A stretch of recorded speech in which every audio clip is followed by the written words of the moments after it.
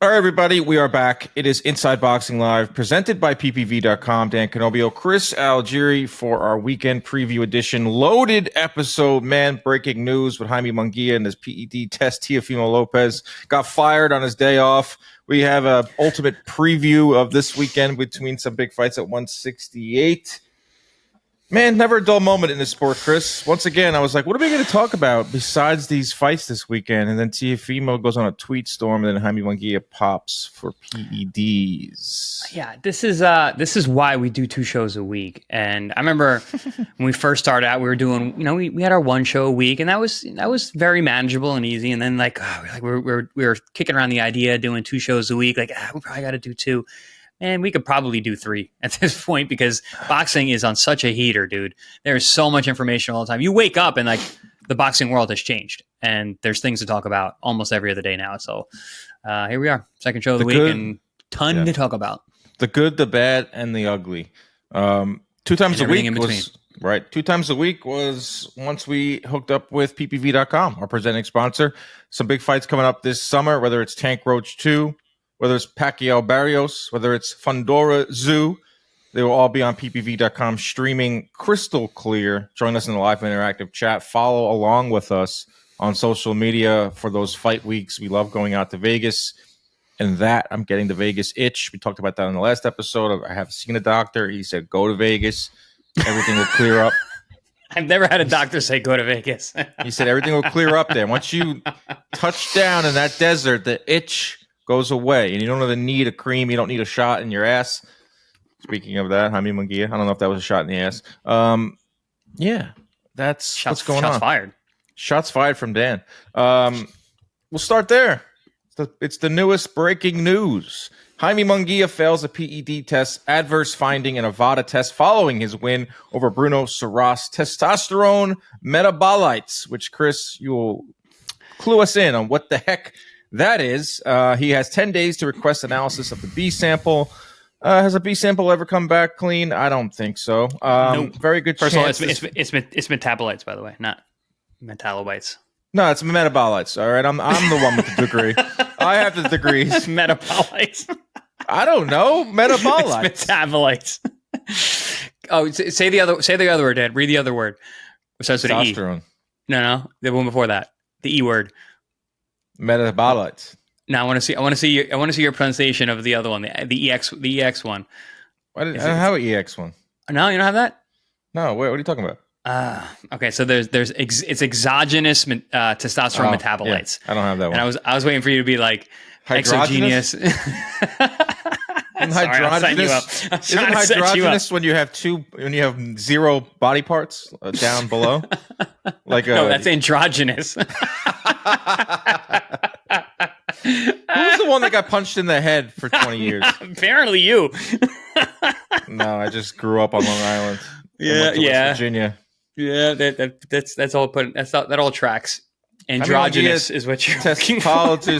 Jaime Munguia tests positive for hydrogenous testosterone metabolites.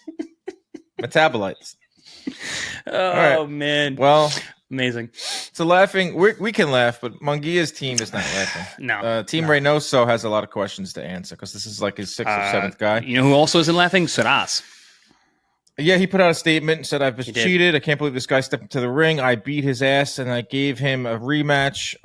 It's going to be a no contest. We've seen this. It's going to get overturned unless something unbelievable happens. And it's going to be no contest. But you think Saras could get a 3rd fight? I mean, what's the recourse for him? It's like a 3rd fight or... Yeah, make more money. I think that's a good look for him. I mean, he's probably going to push for that or he might just say like, I want to jump him in the rankings, or give me a Plant fight, give me a Canelo fight, give me a this, that, and the other. But back to Munguia, testosterone in the system, not good. This is a bad look for Munguia. It's his first failed drug test. Bad timing. He was coming off of that win where he wasn't throwing as many punches. It was like this new Munguia where he was a little more safety first, reserved. What's going on here? And once again, another failed PED test. It's rampant in this sport. I hate to tell you guys. Yeah. So I'm going to give the same response that I always give. And this is the response that's actually put me in hot water several times before. I'm not surprised, guys. I'm never surprised when people get caught. I'm really not. Because, no, actually I am. I'm surprised when they get caught. I'm not surprised when people are doing it because I know guys are doing it. So I'm not surprised. And I'm not taking a knock at Munguia. I like Munguia. I've always liked Munguia. But it's just you get to a certain level in this sport, man, and it's just way more common than anyone wants to understand or accept. Like your favorite fighter's probably on drugs, dude. Sorry. I know the fans are gonna get they're gonna get their panties in a bunch hearing this, but it's true, man, and you're seeing more and more of it. Now that being said, this situation, Jaime Munguia, exogenous testosterone metabolites in his urine. Post-fight drug test.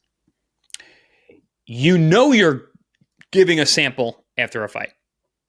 So that's usually the easiest, if you are trying to get over the system and use PEDs, that's the easiest one to avoid, right? Yeah, you think. You would think. You're not going to use anything like an exogenous testosterone or testosterone quote-unquote booster or any kind of PED that's going to show up in urine. Urine is like the most basic testing protocol. So if you're getting caught with that leads me to believe there's some kind of tainted issue supplement or that Jaime was going outside of his team. Because listen, he's got a good team of people who you would think would understand. Listen, if they were trying to cheat, they would be smarter than this. They wouldn't get caught like this. Makes me think it's accidental. But again, you are responsible for everything you put in your body as a professional athlete. There will be repercussions to this, and it doesn't matter how it got there. It's not supposed to be there. So, yeah, man, it's a tough situation. But like I said, I mean, this is a multi-million-dollar team. This is like a high level guy. For him to get caught with testosterone in his urine is very interesting and very weird. You wouldn't expect that. Peeling that back a little bit, because this is the first we're talking about this, but you say like you're not surprised, you're not shocked that he popped, but also that it could be accidental. Yeah, I'm a little confused on how you can come to that realization. So like, what does that mean? If it was accidental, but this still showed up, like, what does that mean? He took a supplement of like a testosterone supplement from like a GNC or something over the counter that he thought was fine, but it wasn't. Possible. It could be, listen, guys have big entourages and you got guys all around you. And I remember being with teams and guys kept hiring new people. I'm like, what are we doing? Why do we need a breath specialist? Why do we need a cosmic guru? Why do we need this nutritionist when you already have nutrition? Again, the guys can always add these people to their team. And then everyone wants to be the guy who gives you the magic elixir. Like, oh, this is what you're missing. Here it is. And a fighter, listen, fighting is hard. You want every advantage possible. You got this guru who's sitting next to you being like, hey, man, you know what you really need? You need what's in this. And then, unfortunately, what's in this isn't on or is on the banned list, and you end up popping. So there's situations like that. We saw that with the Ryan Garcia. His entourage leading up to the Haney fight. It was just all these people just orbiting Ryan. And who knows who's touching what, giving what, handing what. Yeah, I mean, so that, again, when I say I'm not surprised, yeah, I think a lot of guys are actually using on purpose. But also, there's a lot of guys who have a bunch of fools around them in terms of their camps and are not looking out for their best interest, not doing their due diligence and making sure that the products that are going into their fighters' bodies are up to snuff. But unfortunately, the fighters are the guys that are going to pay for it. Speculating right now is what we're doing because there's not a lot of information out. A lot of allegedlys we're going to use here. Speculation. Munguia, you have me thinking about these big camps, these big entourages. Munguia doesn't shock me, doesn't strike me as a guy that has a big camp, but he does change trainers and does change teams quite often. I mean, how many trainers has he had? How many different teams has he had? So therefore, you might have a new person in here. You might have a guy handing you a bottle of something. So we're speculating. I'm not trying to make excuses for the guy. It doesn't matter. It showed up in the urine. It's on the VADA test, on the VADA list. It's a failed test. He's going to have to make a statement. Eddy Reynoso is going to have to make some type of statement. He's been asked about this. This is now maybe the fifth or sixth guy bad under his bad track record. Listen, these are facts. I'm not going to just not talk about it because I have a good relationship with Canelo, or Canelo's the cash cow, or I like Eddy Reynoso as a person. Like, come on, man. It's Canelo Alvarez with the clenbuterol. It's Valdez. Ryan Garcia, it should have an asterisk next to it because he was not training with Reynoso when he got the Ostarine, right? It wasn't Reynoso, no. Julio Cesar Martinez, Luis Neri, and now Jaime Munguia. That's a lot. Those are some big names. And I don't know if you're a trainer and you can't see every single thing your fighter's doing, but it's kind of like you're the leader. You're the de facto head coach of this person or this brand. So it falls on you. It falls on the trainer. Like, you get all the glory when your fighter wins, and when your fighter loses, the trainer usually gets thrown under the bus. Or if a fighter fails a drug test, you look at the team, the trainer. These are fair questions to ask. Like, what is going on with Eddy Reynoso in his camps? I think Eddie needs to change out all the water. The Someone water actually tweeted sinks in their gym, because if you have that many guys, and those are all the top guys, dude. Those are all high level fighters. It's not like you got guys who are fighting on club shows popping. You got world class fighters and guys who are coming to you that are consistently popping. And it's been over how many years? Because the Canelo was what? That was like 7-8 years ago, right? Yeah, that prevented the rematch of the Canelo Triple G fight from happening right away. So we're talking 2017, 2018. Yeah, so we're looking at 8 years ago. Like, in the last 10 years, we've had all these major fighters pop. And I've been there for a lot of these fights. The Valdez fight, like I worked that fight. I remember that fight week? Crazy fight week. And having him sit across from the table from us being like, I don't know how this got in my system. This is not still me. allowed to fight. All right. And they still allowed him to fight, which is Arizona, crazy. baby. Yeah. But yeah, no, it falls on these fighters, man. And it falls on the fighters, but like, if it's always the same gym and it's always the same camp, like what is going on? I wonder what maybe, so gyms all do their own things. And I've been in these like big mega gyms, and we're seeing more of those now where the gyms become more like teams, right? You see that with Robert Garcia. I think he's kind of like the first one to do that. Robert Garcia Boxing Academy. It's almost like a boxing team, and they've got all these guys, high level, all levels are there. You see it with Bomac and Crawford, his team. They've got a team of fighters down there. And now you're seeing with Eddy Reynoso, he's got this team aspect to boxing, which is kind of a foreign thing for boxers because it's usually a lone wolf situation. And some of them have sponsors that have supplements that are provided by the teams, supplements that are provided by the facility, by the gym itself. Some of them have food that's provided. So there's a link somewhere. And now I'm obviously being very, very nice. I'm saying that this is not on purpose and this is an accidental thing. So there's a gap somewhere where whatever the issue is getting into these guys' systems. My issue is that all these guys are popping for different things. So it's not like I said, like the water fountain is tainted with, clenbuterol, because guess what? This guy's popping for different things. This guy's popping for that, a stimulant, a test booster, a metabolite of or something, or an EP, whatever. Like, so you're getting these guys are failing for all these different things. So I don't know. It's a lot of questions. And like you said, we're just speculating now because we don't have that many details. Yeah. Once or twice is an accident. 5-6 times becomes a pattern. But there's a lot of reasons why. There's a lot of things. And I don't know if Eddie will be asked. I don't know how he'll answer. It's just been going on for 6-7 years. So I'm sure someone has stuck a camera in his face and asked him. And I'm sure he's danced around it. I probably could find that on the internet somewhere. He's not going to say much. But it's not going to stop people from speculating, especially the anti-Canelo fans, or just... boxing is such a segregated sport in terms of... fan bases, and whenever you can go after Canelo or go after or team Eddy Reynoso, the fans are going to do it, and especially with PEDs. So yeah, I don't know what this means for Saras, who is the victim here. Did make a nice pretty penny on the rematch fighting in Saudi. So I don't that part about it. I'm not finding too much remorse for him there. But does he get a third fight with Munguia? Does Munguia get suspended? Does Saras?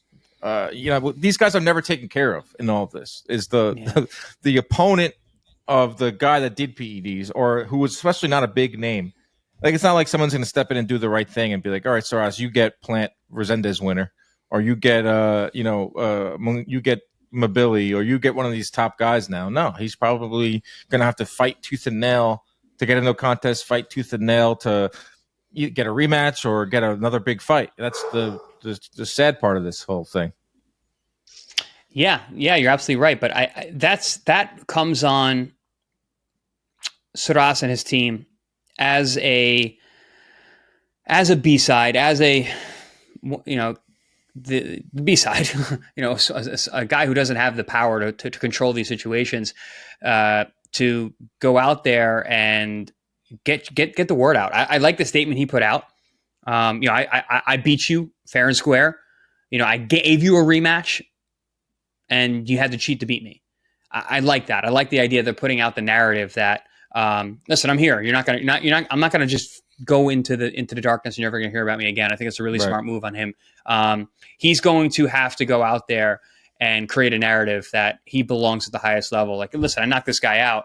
Then he uses drugs and he beats me by decision. What are we doing? I'm on the level. I need a big fight. Really, I would push to fight him. Get a third fight, because I think that's probably the biggest money fight. And if not that, like, all right, I should take his spot in the rankings. Whatever fight he was going to get, I should get. Yeah. And he was going to get some big fights. Exactly. So he still will get big fights. This is not going to change anything for Munguia. We've seen that time and time again. It's not going to change. If anything, he's going to get a 6-month suspension. Yep. What does that do? Probably exactly what's going to happen, which is probably he wouldn't fight in 6 months anyway.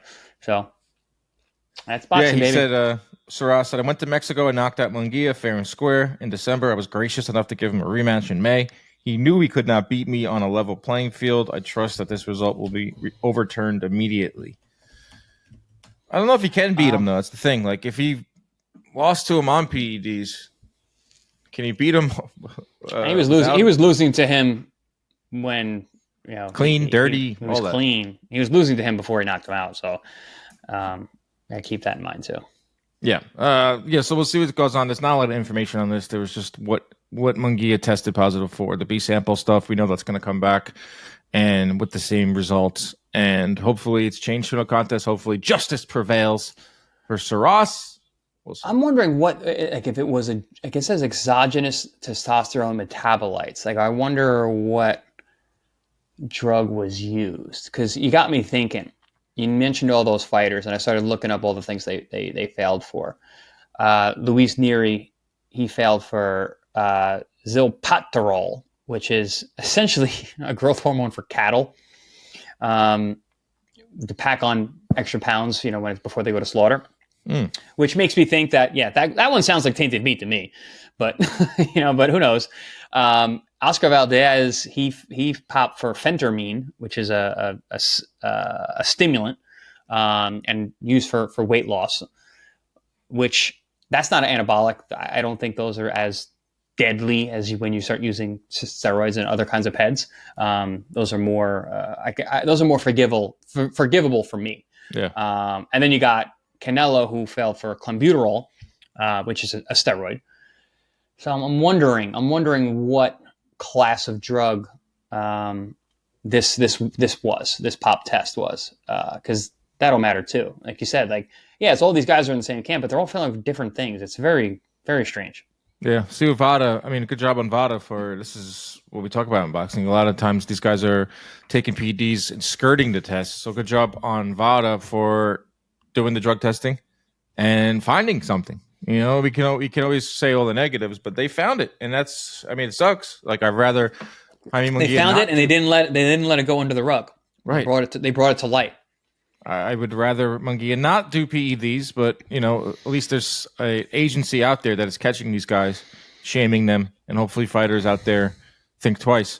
Let's move on to another soap opera. Teofimo Lopez. Lopez. So I was leading the charge on the drug stuff, because that's my stuff. Because obviously, what did you say? Metabolite, androgynous metabolites. Right. Not your area of expertise. Now, Twitter is your area of expertise. So please, the floor is yours, Dan, because I don't know the exact details of what has been going on. As we all know, I'm not a Twitter guy. So I don't even know. I tried to put together a timeline. I put out a video just kind of going through what has happened over the last couple of months, especially the last couple of days. But obviously, it starts with Teofimo calling out Boots. He wants that fight. Turkey tweeting back in January 18th that he would also be interested in putting together that fight. And Boots has been calling out, Teofimo's been calling out Boots to fight at 147. We don't hear anything from Boots' side. Eddie Hearn leaks out a few things. He might not want to fight at 147 anymore. Barrios is fighting Pacquiao. Norman is fighting Jin Sasaki. He might finally go to 154. Then Teofimo puts out a tweet saying that Boots has declined. He doesn't want to fight me. I may have gotten fired. That part was weird. He put out a tweet calling Turkey Al-Sheikh a dictator. D-I-C-K tater. And that's aggressive. Deleted it. Turkey saw it probably. Dan Rayfield then reports that the Boots fight isn't happening. They've pivoted to Teofimo versus Haney. Haney's side agreed. Teofimo's side agreed, even though Teofimo was getting paid less than he would have for a Boots fight.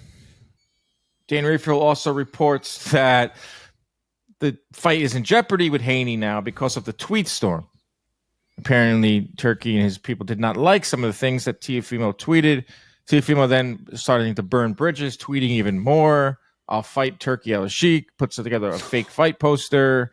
I've been fired. It's just bizarre. And I follow this stuff all day, and I was like trying to make sense of it all. Are you caught up? Do you get it, Chris? I don't get it because it doesn't make a whole lot of sense, but that's kind of the point, right? That's why we're talking about it. And that is what we're used to with Teofimo Lopez, who self-sabotager. As talented as he is, he loves shooting himself in the foot. Like, how do you get, like, you got fired on your day off? Like, classic Friday line. How do you, like, first off, a tweet you would think shouldn't prevent a fight of this magnitude from happening. Like the Teofimo Haney fight, dumb tweets, but how is this going to work? Where if you just, let me get this straight though. Teofimo should not have tweeted that. Anyone, you can't tweet about your boss or tweet about someone that's about to pay you. Anyone, you're superior and expect to get results or expect not to get quote unquote fired or reprimanded. But sports are different than real life. You would think that Turkey and his people would reprimand Teofimo, but still go through with this because it's business. And don't take it personal. It's business. There's a lot of money to be made or not money to be made. Just whatever they're doing over there. It's a big event between Teofimo and Haney. That part was a little strange to me. I didn't understand that. But maybe what it's more the story is that Teofimo didn't like that he was going to get paid less to fight Haney than he would to fight Boots. That's one aspect of this. I mean, that makes sense, no? Less to fight Haney than to fight Boots. Boots is a more dangerous fight.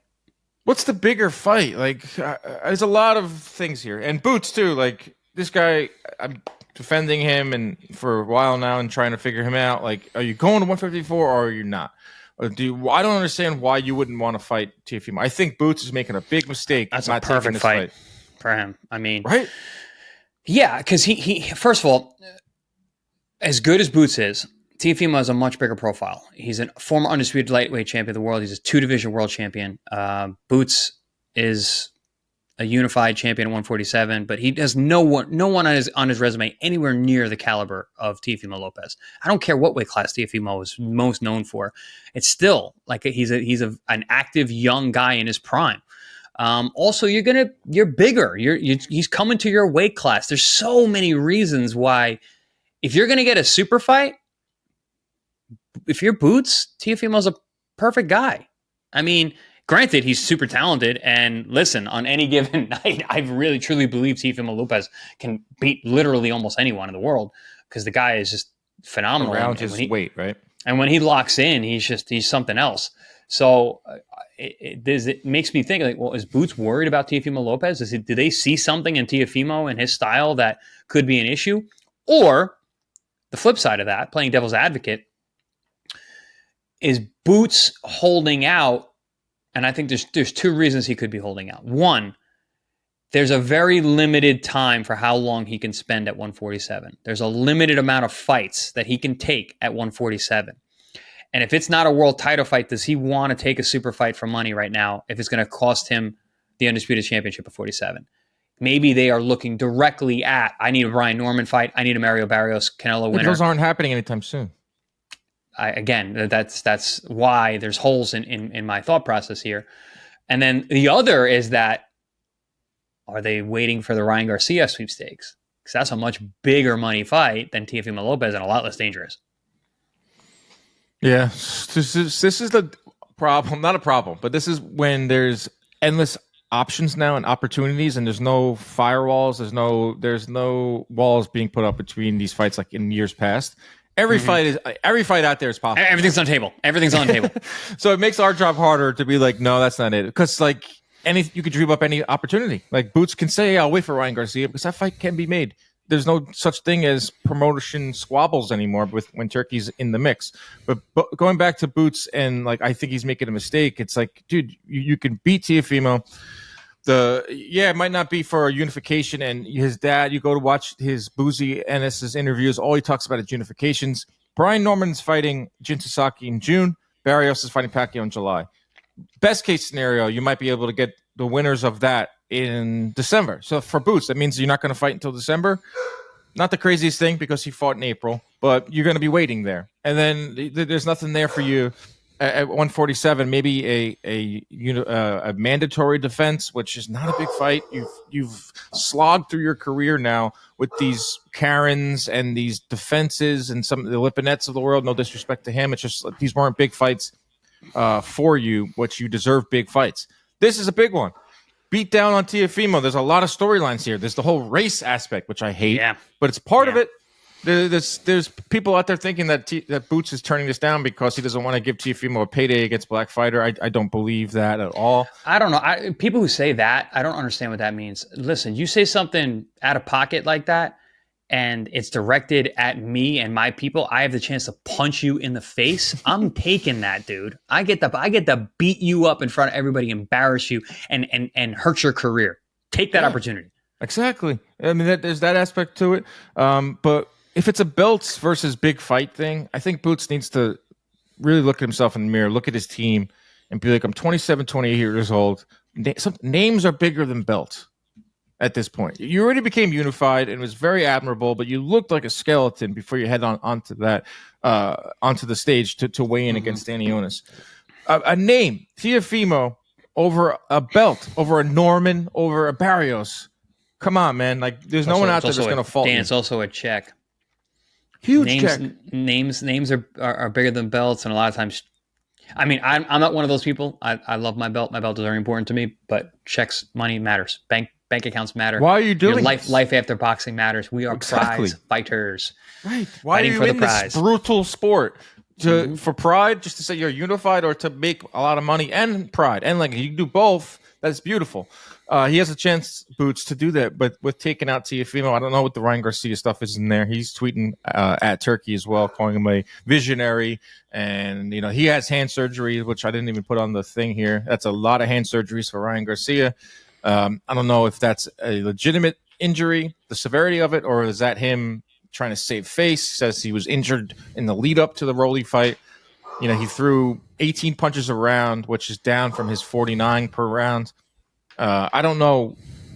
Everything Ryan Garcia does at this point is like a PR thing. And like, he put out this statement and he put that out, and it read like, hey, this is why I looked horrible. It was because of my hand. And it makes you think, like, is that Ryan actually doing that, or is that his PR team putting that out there? Like, both. Yeah, that's sort of like, I don't know. He's more of a business than like a fighter at this point, because there's so much money swirling around him. I don't know, man. Kind of went off a tangent there with Ryan, but that was also in the news. And he's having hand surgery. It's been his second or third hand injury. Is it always the right? Because this is the right hand. Well, he had that injury leading into the kickboxing event that got canceled. That's something they brought up. Right, that was the right hand. That was the wrist, right? I think it was his wrist. Yeah. So I mean, it's definitely surgery. That's not good. And we talk about Shakur Stevenson's hands all the time, but we don't talk about Ryan Garcia's hands. And I'm sure it is an injury, but I also read it as he was trying to show the public that that fight wasn't the real Ryan, and the reason why he looked so bad was because of that. Yeah, so that's the latest with Ryan Garcia. A little aside there, but back to Teofimo's antics. It's like a timeline. It's like a three-headed monster with Teofimo calling for bouts, which I find admirable. Bouts apparently doesn't want it. Teofimo Haney, I hope is they go back to the drawing board there, because that's something we've been calling for a while, but just because of the size. You know, you sent me a picture of Teofimo and Mayweather. So he was at Mayweather's gym, and you could see Mayweather's not a big guy. No. And Teofimo's smaller than him. Yeah. So I never liked this Teofimo Boots fight. I never was for it. Teofimo Haney, not as exciting, doesn't have all the juicy little storylines, but it's still like has some history, and it's still a good fight. I think there's great storylines in that fight. I love that fight. I think stylistically it's a good fight. I think, you know, they have history. The trash talk is going to be great. They do not like each other. They're for the same size. They both were 35 pounders. Now they're at 40. Now they're going to fight at 44. I don't know. I like that fight. And I know I say it all the time about how Teofimo's not big. I know I'm sure our listeners are like, this guy always says that. That picture with Floyd, I was like, all right, this is what I've been talking about, guys. Like, people have not been around Teofimo Lopez. He is not a big guy. He's not a big 40 pounder. So going to 47 is a big stretch. Not saying he can't do it, because he can punch and he's very, very technical and skillful. But I don't know, man. That might be a bridge too far. Yeah, we've talked about this so many times. It's a bridge too far. Yeah. It's, I mean, I get it. It's boots, Teofimo. It's like a fight you never even thought about. It's got a lot of the lineal stuff. I don't hate that fight either, by the way. I don't hate it. I know. Like, I would watch. I don't hate that fight. There are things that Teo does that I could see giving Boots an issue, especially because Boots isn't always on. Actually, neither one of them is. So you don't know. Mm-hmm. It's frustrating with Boots. Like, you figure out what you want to do, man. Are you 147? Are you 154? Do you want big fights? Do you want title fights? Like, if you go to 154, say, all right, you're done. You leave 147. You don't fight Teofimo. You better be fighting a Virgil Ortiz, a big name at 154, a titleist at 154. I mean, there's plenty of big names there, dude. Right. Plenty of big names. Or we're going to be on your ass once again, because it's just a head-scratching move once again for Boots. And Hearn, I guess, is advising him. His dad advising him. The Teofimo, man, just crazy, man. His Twitter timeline, it's just wild. Like, we've seen guys tweet at Turkey. We've seen him delete it. We've seen him apologize. Shakur. We've heard some things that some fighters don't like Saudi Arabia. Like, I've heard Boots doesn't want to fight there. David Benavidez says he has zero interest in fighting over there. Likes fighting in the U.S. But never did I see like a guy stick with it as much as Teofimo did Tuesday night. Just stands on business. Stands on business. I guess. Like, I think we're gonna have to Donald Trump Teofimo Lopez and just take Twitter away from him, because he's the Twitter fingers are causing him too much financial distress. Bro, it was hilarious. He posted a picture of him homeless, saying that, like, I can't find a fight. It's not like clever. It's not clever. It's just dude's a character. lot. He is a character. We live in a world of cringe, though. Cringy sells. We see this on social media. The cringiest shit gets the most play, and it's unfortunate. It's lame, but it is what it is. When I first met him, when he first came, I did my first interview with him when he was 10-0, 11-0. He was like 20 years old, not this version of Teofimo. And he was telling me off camera how much he can't stand Ryan Garcia because of how cringy he is, the pretty boy, internet videos, fake. Another thing he told me about Devin Haney, I don't like Devin Haney because he's fake. And now look what Teofimo is. He's doing their games. Dude, how much more money has Haney and Ryan made? More than him. Exactly. Way more. He, for his talent level, he's the least paid guy of this whole group. You know, you got guys, he's in the same orbit with Devin Haney, Ryan Garcia, and Gervonta Davis. Those guys have all made tens of millions of dollars. What do they all have in common? They're all in the same rank. They're not signed with Top Rank, yes. But then Teofimo has an opportunity with Turkey, and he blows that up too. Yeah. So it's just him. I mean, it's a common denominator is that Teofimo is very hard to work with. Top Rank will tell you that. Turkey now will tell you that. He just shoots himself in the foot constantly, and you can't deny his talent. I think a lot of the people, I was reading some replies. It's like he's a self-sabotager. I love watching Teofimo in the ring. I'm speaking for some fans out there. Love watching. He's a sublime talent. Love watching him in the ring, but all the other stuff is pretty bad. And somebody needs to step in and be like, bro, what are you doing? Like, now you're taking money out of our pockets, his team. Like, how are you disrespecting Turkey? Like, these guys go out of their way to tweet at him, and it's just like anyone would do that in this situation. Like, I see Ryan Garcia tweet at Turkey. It's like, if someone was handing you this much money, you're going to look at them in a different light than someone else would. So it's like wild that he would take that route. That's the latest there. Anything lastly on Teofimo, or can we move on? No, I just hope that he gets active. I want a guy like that who's that good, who's had such an up and down career, and yet he's only 27 years old. I just hope we see him in the ring soon, because the more he's in the ring, the less he's on his phone tweeting. We can see him actually doing things that we want to see, and not the other shit. If he goes from a Boots, Haney to then like some Claggett type, no offense to Steve Claggett, but then that's bad. Like, he's in big fight mode. He is a champ at 140. I mean, there's a Gary Russell fight. Yep. There's a Puello winner against who's Puello fighting? Puello's fighting in July at the. He's fighting Matias. Love that fight. Subra Matias, a good fight. Yeah, I don't think Teofimo's trying to unify 140. He's looking for the biggest tests. Let's go to the fight previews. There is some fights this weekend over on Amazon Prime, regular Prime. Caleb Plant is the main event against Armando Resendiz. Jermall Charlo is back for the first time since November of 2023, fighting Thomas Lamana, also known as Cornflake. And we'll start with Plant. Plant Resendiz, Caleb Plant 2-2 over his last 4 fights, Chris. But it's how he's perceived, and it's who he fought, and it's how he fought them, which makes him a fan favorite, which makes him one of the most respected fighters in boxing, which makes him, 2-2. You would say, all right, this guy's getting written off, but no, people want to watch Caleb Plant because it's more than just the record. It's how he's fought, who he's fought, and how he carries himself. I'm looking forward to watching Plant. Anytime he fights, I'm going to tune in. He's one of the most relevant non-active fighters in the world. The guy is not active. In the last 3 years, was he fought twice? And 3 times, because he fought Ellie Sekbak. Did you see that video? So he's amazing at putting people in check.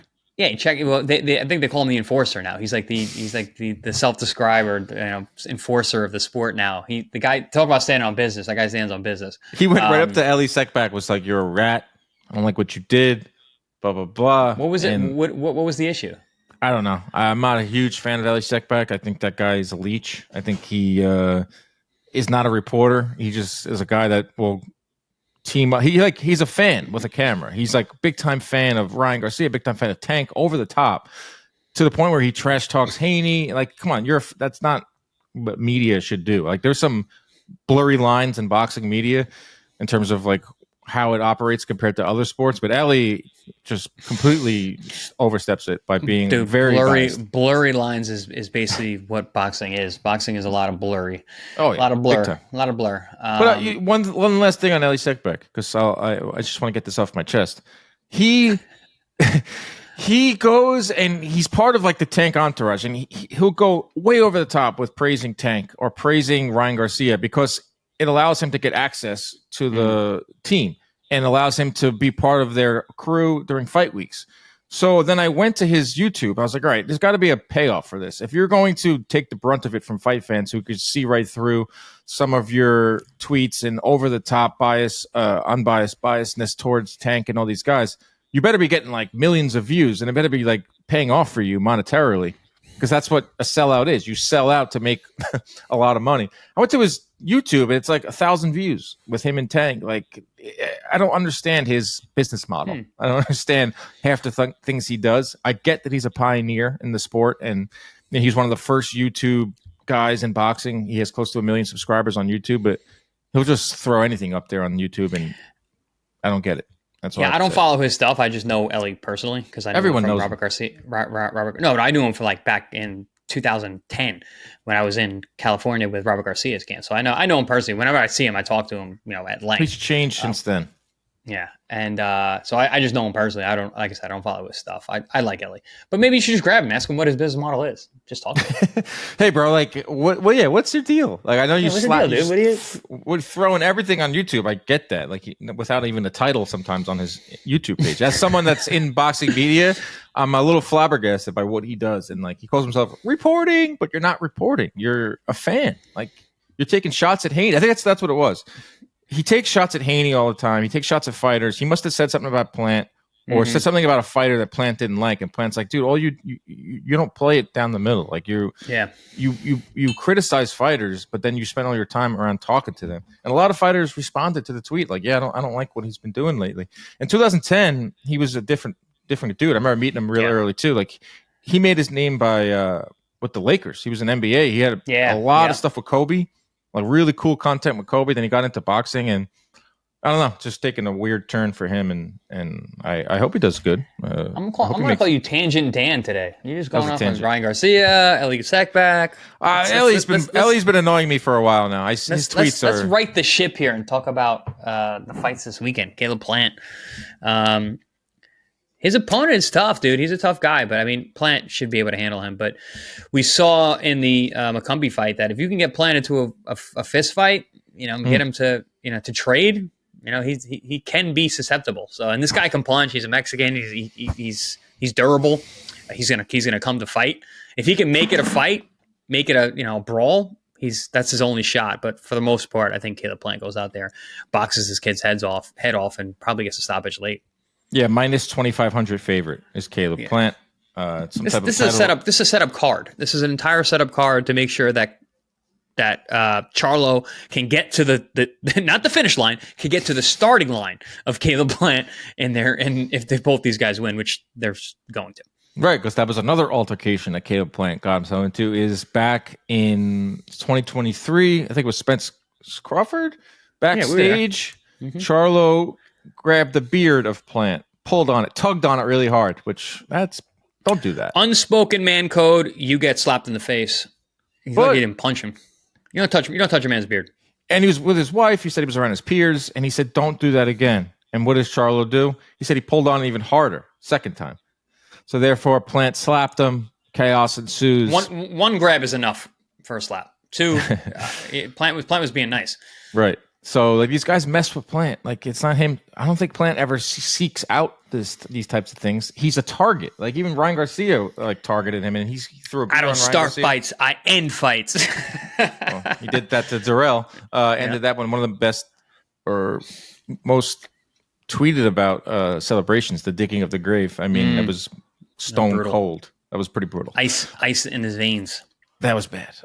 That's just what Plant will do. Like he'll go and beat a Darrell like that. The fight with Canelo. He fought Canelo at his peak. I think that was peak Canelo, and gave him some issues early, but ultimately Canelo took over late. The Benavidez fight, he went out on his shield. So when I talk about him being 2-2, those two losses were Benavidez and Canelo, two of the best at the weight class at the time. But it's how he lost those fights and how he performed in those fights, which gives him the benefit of the doubt in the boxing world, where still like a loss does have some meaning, and he can get himself right back into it. He talks about Canelo. I don't see a Canelo Plant rematch, but I've seen crazier things. The Charlo fight is what they want to build towards. I think PBC obviously wanted to make the Plant Charlo fight a lot sooner than 2025, but that's because Jermall Charlo has had a litany of legal problems, mental problems, drinking problems, getting stripped of his title. Came back in 2023, thought that was going to be his comeback, then sits out even, again. He was supposed to fight this year, and he pulled out of that fight. He does the press conference, Charlo, on Zoom, and he starts off calm, and then it just explodes. It's just like you don't know what you're going to get with this guy. 35 years old. He says he's in his prime, but I feel like that's just him talking himself into that. Absolutely not in his prime. But you know what you're going to get from Plant, and that's like a fan-friendly fight and a win. Charlo, he's a minus 1,400 favorite. LaManna is not going to offer too much resistance, but he's just a wild card, Charlo. I think he'll win, but he's an absolute wild card at this point. There's more questions than anything with Charlo. He's probably the most questioned guy in the world. He's undefeated, dude. He's still undefeated. Like, it's crazy. He's 35 years old. He's undefeated. just super, super talented guy, physical gifts, you name it, he's got it. But dude, this is not just a physical sport; it's a mental sport as well. And we're seeing that with him. And you never have answers for what's going on in someone's head. You're always speculating. You don't know what's going to happen. He's a bit of a ticking time bomb. So this show is a setup to see if he can get through a camp, get through a promotion, get into the ring. When he gets into the ring, dude, he's just going to fight. I was actually impressed with the Jose Benavidez fight for being out as long as he was and still showing the flashes of the brilliance that he was. They need to get him to the ring. That's it. He's going to go out there. He's going to do his thing. I agree. Thomas Lamana has no shot. He's too small. He's not right for this level. And Charlo's Charlo, man. Even a 60% Charlo is still a dangerous guy.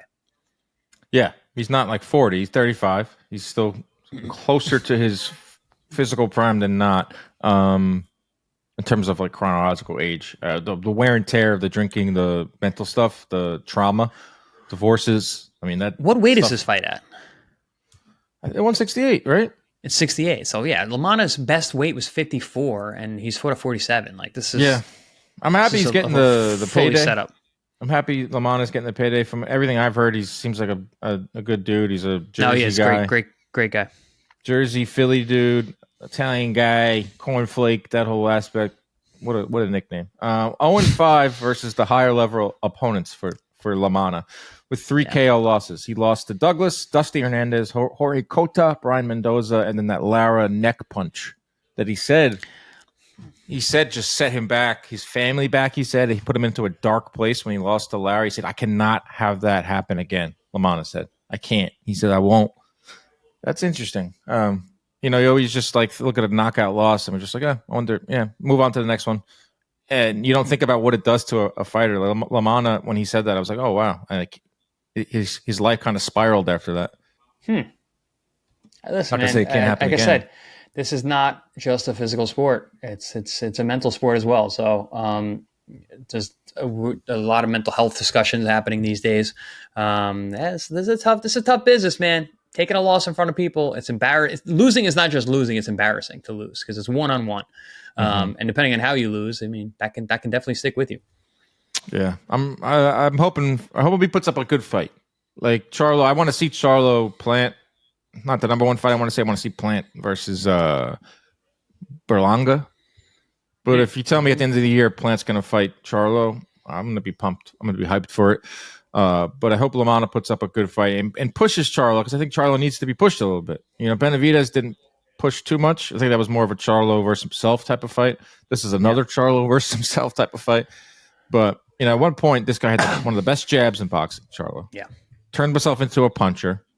Was one of the biggest names in the sport. Him and his brother. I mean, his brother got the freaking Canelo fight. And which sucks because it sucks for Jamal because it was always Jamal that was supposed to get Canelo. And is he younger? I don't know. His brother. No, they're twins, buddy.